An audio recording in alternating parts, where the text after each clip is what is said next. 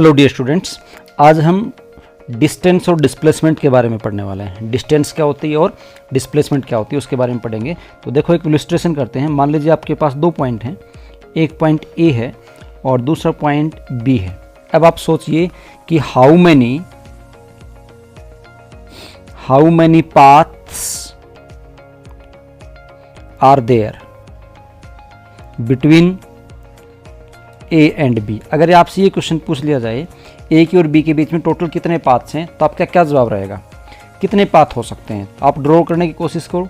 ए से बी आप इस रास्ते से जा सकते हो, आप ए से बी ऐसे भी जा सकते हो, आप ए से बी को ऐसे रास्ते से भी जा सकते हो।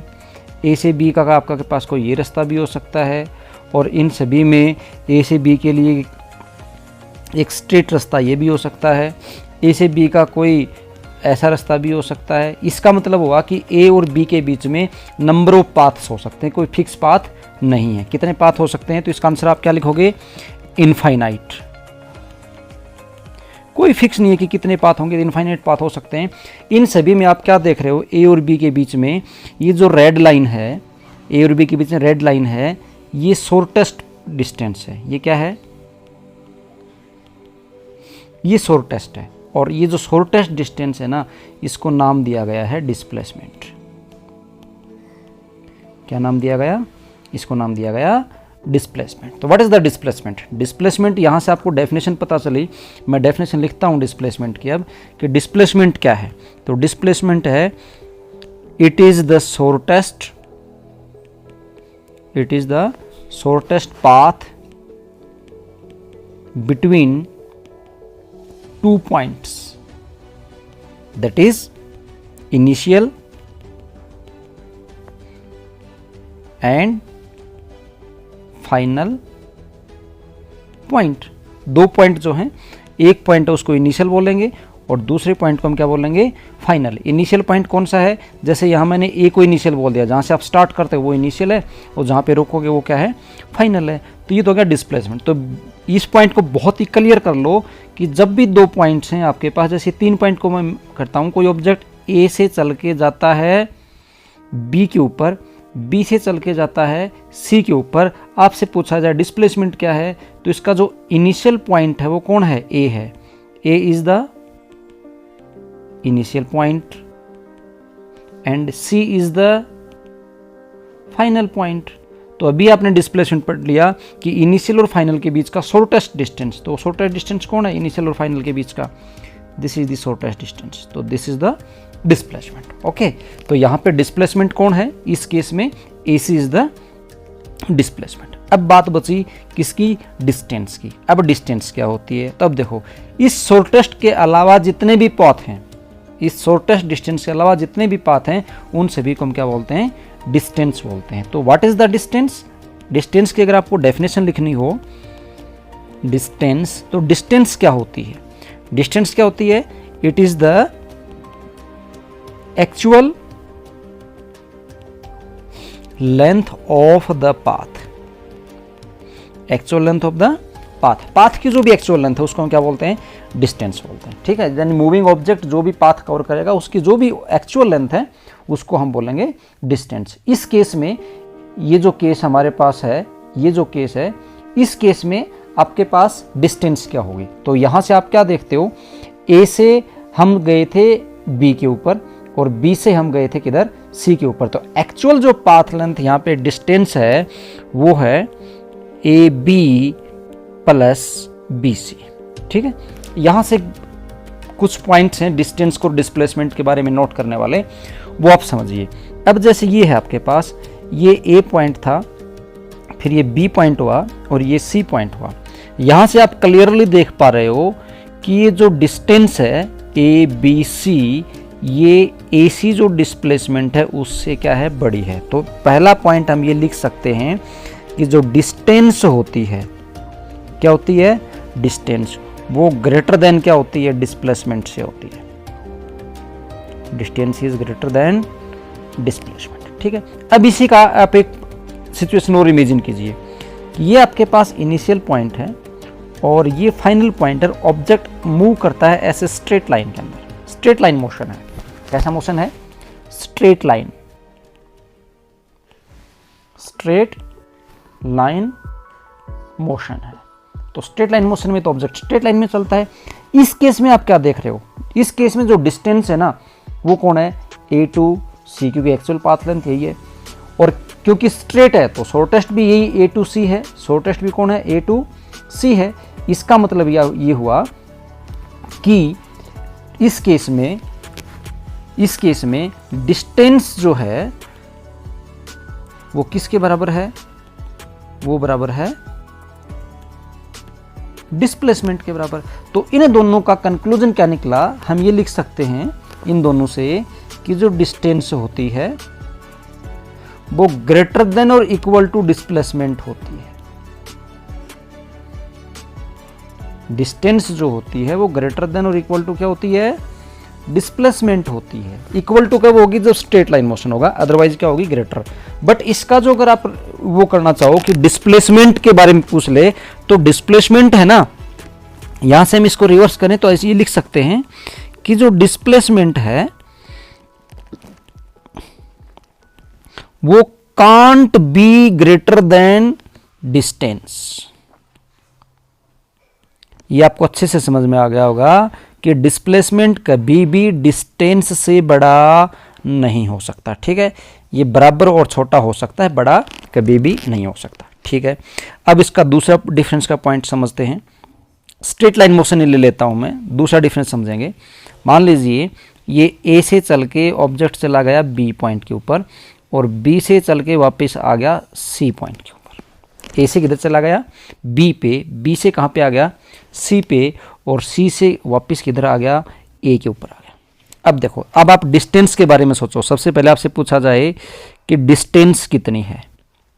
इस केस में ये कहाँ गया, ए से गया बी के ऊपर, और बी से किधर आया, सी के ऊपर, और सी से वापस किधर आ गया, ए के ऊपर।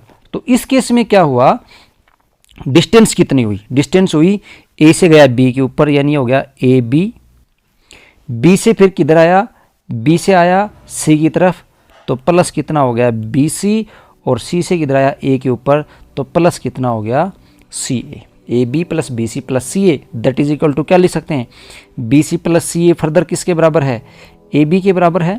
तो टोटल कितना लिख सकते हैं हम, 2ab लिख सकते हैं। तो डिस्टेंस कितना हुआ यहाँ से, 2ab हुआ, है ना। अब डिस्प्लेसमेंट की बात करो, यहाँ पे डिस्प्लेसमेंट कितना हुआ, डिस्प्लेसमेंट कितना हुआ। अब देखो, ए से स्टार्ट हुआ, बी पे गया, बी से सी पे आया, सी से वापस किधर आ गया, ए पे आ गया। यानी जो इनिशियल पॉइंट था वही क्या हो गया, फाइनल हो गया। यानी इनिशियल और फाइनल पॉइंट सेम है, और इनिशियल और फाइनल सेम है, तो ऑब्वियसली डिस्प्लेसमेंट कितना है, 0। क्योंकि डिस्प्लेसमेंट क्या होता है, सेपरेशन होता है इनिशियल और फाइनल पॉइंट के बीच का। तो इनिशियल और फाइनल पॉइंट सेम है, तो डिस्प्लेसमेंट कितना, 0। ठीक है, तो ये डिफरेंस हो गया डिस्टेंस और डिस्प्लेसमेंट के बारे में। अगला पॉइंट देखिए, पॉइंट नंबर 3, तीसरा डिफरेंस पॉइंट हम क्या लिख सकते हैं। तीसरे डिफरेंस पॉइंट में हम ये देखेंगे कि जो डिस्टेंस जो होती है, डिस्टेंस नोट करके रखना, ऑलवेज पॉजिटिव होती है। डिस्टेंस हमेशा क्या होती है, पॉजिटिव होती है, और कभी भी 0 नहीं हो सकती, नेवर इक्वल टू 0। अगर मोशन होगा तो ये कभी भी 0 नहीं हो सकती। आप सोच लो, यहां से देखो, ए से अगर चलता है, अगर इसने स्टार्टिंग होगी, अगर ये चल पड़ा तो कुछ ना कुछ डिस्टेंस ट्रेवल करेगा ही करेगा। ओके, तो हमेशा पॉजिटिव होगी, नेवर इक्वल टू 0 होगी। लेकिन अगर यही बात मैं डिस्प्लेसमेंट के बारे में लिखूं, डिस्प्लेसमेंट के बारे में, तो जो डिस्प्लेसमेंट होता है वो हो सकता है मे बी पॉजिटिव, नेगेटिव और 0। अब सोचोगे पॉजिटिव, नेगेटिव, 0 कैसे, तो सोचिए, ये ए पॉइंट था, ए से बी की तरफ जा रहा था ये, तो डिस्प्लेसमेंट इधर जा रहा था पॉजिटिव था। ठीक है, फिर बी से वापस इसने ए की तरफ आना शुरू कर दिया, बी से किधर आ रहा है, ए की तरफ, तो वापस इसका डिस्प्लेसमेंट घट रहा है, इस केस में घट रहा है ना, तो ये डिस्प्लेसमेंट हो गया यहाँ पे कितना, अब हो गया नेगेटिव डिस्प्लेसमेंट, और ये वापस घूम के ए के ऊपर ही आ गया, तो डिस्प्लेसमेंट कितना हो गया, 0। तो पॉजिटिव भी हो सकता है, ये नेगेटिव भी हो सकता है, और 0 भी हो सकता है। पॉइंट नंबर 4 में क्या है कि जो डिस्टेंस है, डिस्टेंस है वो नेचर ऑफ पाथ बता देती है। क्या बताती है? नेचर ऑफ पाथ, यानी पाथ कैसे फैला हुआ है। नेचर मतलब टाइप बता देती है पाथ की, मतलब वो सर्कुलर पाथ है, कर्व्ड पाथ है, कैसा भी पाथ हो, क्योंकि आपको पता है जैसे ए से बी पे ऑब्जेक्ट आ रहा है तो ऐसे करके आ रहा है ना, ऐसे करके आया तो इस पाथ का जो टाइप है वो आपको पता चल गई, ए से बी तक आया उसमें। लेकिन अगर आप डिस्प्लेसमेंट देखोगे, डिस्प्लेसमेंट वो यूनिक होता है। डिस्प्लेसमेंट क्या होता है? यूनिक। यूनिक का मतलब क्या हुआ? ए के और बी के बीच में आपको पता है एक स्ट्रेट लाइन हो सकती है, तो यूनिक क्या होता है? जो एक ही हो और हो ही नहीं सकता। तो डिस्प्लेसमेंट क्या होता है? यूनिक होता है। तो ये पाथ के बारे में कोई इन्फॉर्मेशन नहीं देता। डिस्प्लेसमेंट पाथ के बारे में कोई इन्फॉर्मेशन नहीं देता। ये सिर्फ क्या करता है? ओनली इनिशियल एंड फाइनल जो पोजीशन है उसी की इंफॉर्मेशन देता है। इनिशियल की और फाइनल की ही इंफॉर्मेशन देगा और इंफॉर्मेशन ये नहीं देगा। पांचवा पॉइंट अगर हम देखें, पॉइंट नंबर 5, जो डिस्टेंस है, कौन है? डिस्टेंस है। डिस्टेंस एक स्केलर क्वांटिटी है। कैसी क्वांटिटी है? डिस्टेंस है स्केलर क्वांटिटी। और डिस्प्लेसमेंट जो है आपका, डिस्प्लेसमेंट है वो है वेक्टर क्वांटिटी। वेक्टर, ये स्केलर और वेक्टर क्या होते हैं ये हमारा नेक्स्ट चैप्टर आने वाला है उसके अंदर पढ़ेंगे। यहाँ थोड़ा सा बेसिक सा हम पढ़ लेते हैं, थोड़ा सा बेसिक जानकारी कि जो स्केलर होता है ना उसके पास ओनली मैग्नीट्यूड होता है। ओनली मैग्नीट्यूड होता है। जैसे मैग्नीट्यूड का मतलब हुआ उसके पास एक, मैं एक लिखता हूँ 5 मीटर पर सेकंड, तो स्पीड है तो सिर्फ ये बताती है कि 5 है। मैग्नीट्यूड यहाँ पे कितना है? 5 ही मैग्नीट्यूड है। सिर्फ और सिर्फ मैग्नीट्यूड के बारे में बताता है। जबकि जो वेक्टर क्वांटिटी होती है वो बताती है magnitude as well as direction. Magnitude के बारे में भी बताएगा और डायरेक्शन के बारे में बताएगा। जैसे मैं लिखता हूँ इसमें एग्जाम्पल में 5 मीटर पर सेकंड टू नॉर्थ, इसका मतलब हुआ मैग्नीट्यूड तो कितना है? 5 मीटर पर सेकंड, और नॉर्थ क्या है इसके पास? डायरेक्शन, यानी इसके पास मैग्नीट्यूड भी है और क्या है? डायरेक्शन भी है। तो इसको हम बोलते हैं वेक्टर। तो डिस्प्लेसमेंट एक वेक्टर क्वांटिटी है और हमारी जो डिस्टेंस है वो कैसी क्वांटिटी है? स्केलर क्वांटिटी है। तो ये कुछ बेसिक डिफरेंस है डिस्टेंस और डिस्प्लेसमेंट के बीच में।